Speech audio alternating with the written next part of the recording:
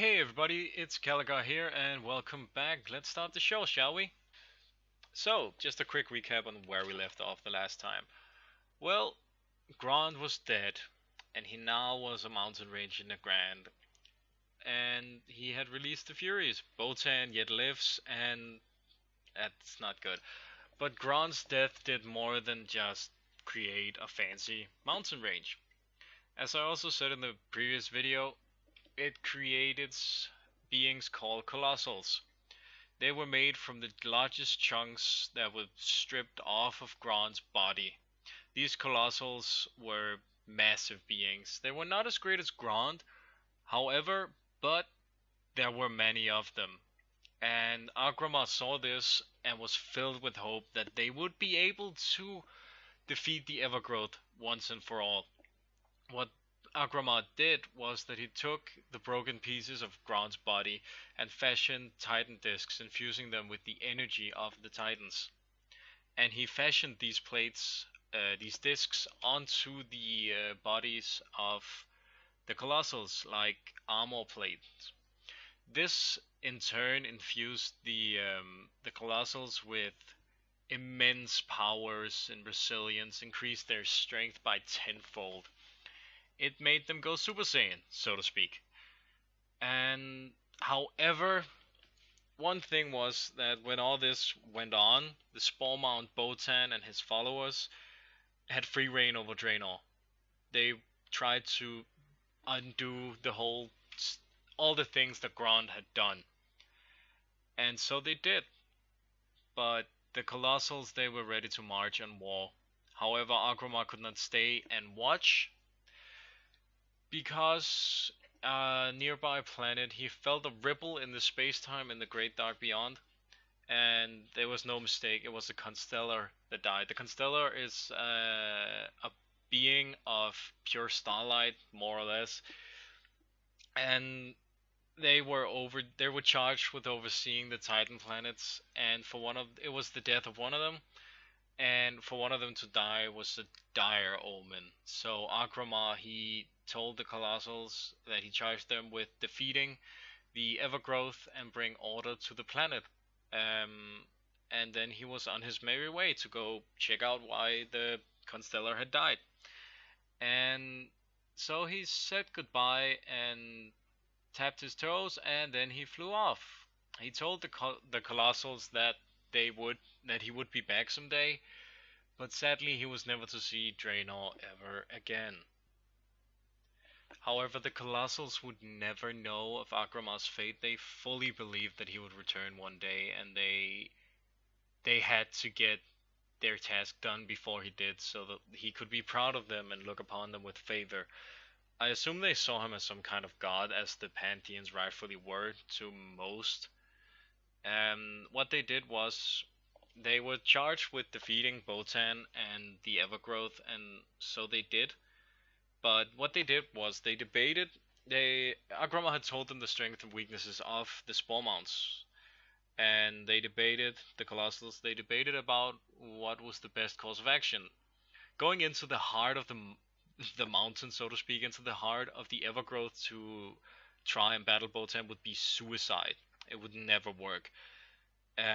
So what they did was that they drew Botan's fire. In a sense, they started hacking away at the edges of the jungle, the forest, where Botan had made the heart of the Evergrowth.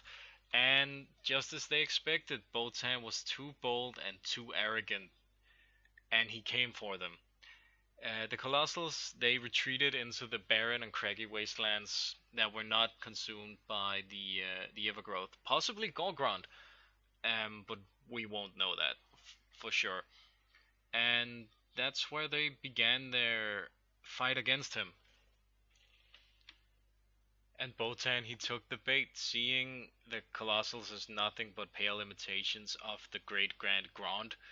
He readily followed with his Genosaurs, and what happened was that the Colossals had hid themselves, most of them had hid themselves around the craggy wastelands, disguised themselves, to mask their numbers, which is, I guess, it's pretty easy when you're a mountain or pieces of a mountain. When you're literally just a rock, it's pretty easy to hide. It's like Ragnaros hiding in a campfire. I mean, if he lost the armor and stuff, else it would be a pretty big campfire. Marshmallows, anyone? No. Regardless, Botan took the bait, and he and his Genesaur were immediately battered by the Colossals, and this battle raged for thousands of years. It would rattle Draenor for thousands of years. Just put that into perspective, right? Think about it. In our world, 2,000 years. I mean, we're in 2017. Sure, there happened stuff before that, but we can't even remember that far back. We rely on some ancient scrolls drawn on paper, not made of paper. Anyways, two thousands of years is it's insane. I mean, what happened during those thousands of years? I mean, something had to have happened other than a dig measuring contest between the two major species, right? Anyways, this war took its toll on the Colossals. Just as they spawned from Grond because he got beat up, other beings spawned from the Colossals because they got beat up. These beings were called the Magnerons. You might have noticed them. There's a lot of them actually. It's those fiery dudes. Comrock in Hellfire Citadel is one of said Magnerons. However, the Colossals told them, "Hey, join the fight. Why don't you?" And the Magnerons like, "Nope." Because they didn't feel any special loyalty toward it. Sure, they hated the Evergrowth with a passion, but they didn't really care all that much. So all they did was they ventured into the wasteland. They would find the they would find the occasional Genosaur here and there and fight that eventually, but they didn't help with the war. All they did was look for volcanic activity and peace of mind.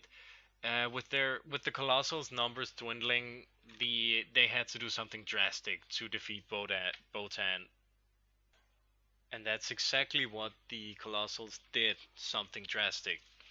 They devised a plan and they followed through with it. They marched their way into the Evergrowth and found Botan, and the remaining Colossals jumped Botan and clung tightly to his skin.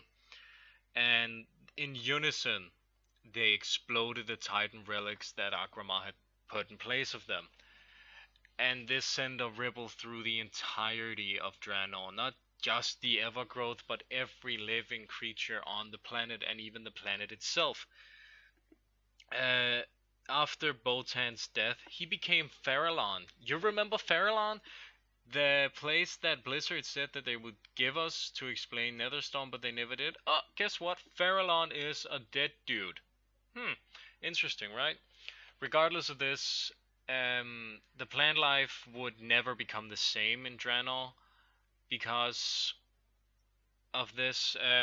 Botan's death shattered the sentience, the collective sentience of the plant species, so there would never rise another spore mount. But this, however, did not mean peace for Draenor, not for long.